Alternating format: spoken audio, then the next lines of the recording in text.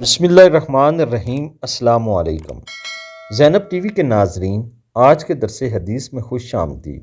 ناظرین اکرام، آج کے درس حدیث کا موضوع ہے صحابہ کرام رضوان اللہ تعالیٰ علیہم اجمعین کا نبی کریم صلی اللہ علیہ وآلہ وسلم سے حیا۔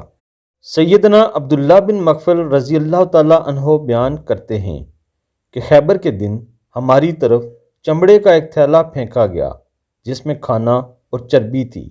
میں اسے پکڑنے کے لیے جھپٹ پڑا، تاہم جب میں نے مڑ کر پیچھے دیکھا تو رسول اللہ صلی اللہ علیہ وآلہ وسلم تشریف فرما تھے۔ اس وقت مجھے آپ سے بہت حیا محسوس ہوئی۔ سبحان اللہ۔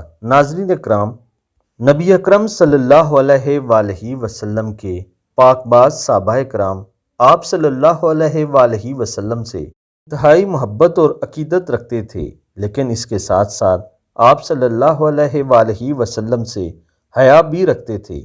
وہ جو بھی کام کرتے تھے نبی اکرم صلی اللہ علیہ وآلہ وسلم کی اجازت سے کیا کرتے تھے۔ آپ صلی اللہ علیہ وآلہ وسلم کا حکم بجا لانا صحابہ کرام اپنے لیے سعادت سمجھتے تھے اور ایک دوسرے سے بڑھ چڑھ کر آپ صلی اللہ علیہ وآلہ وسلم کے احکامات کو پورا فرمایا کرتے تھے۔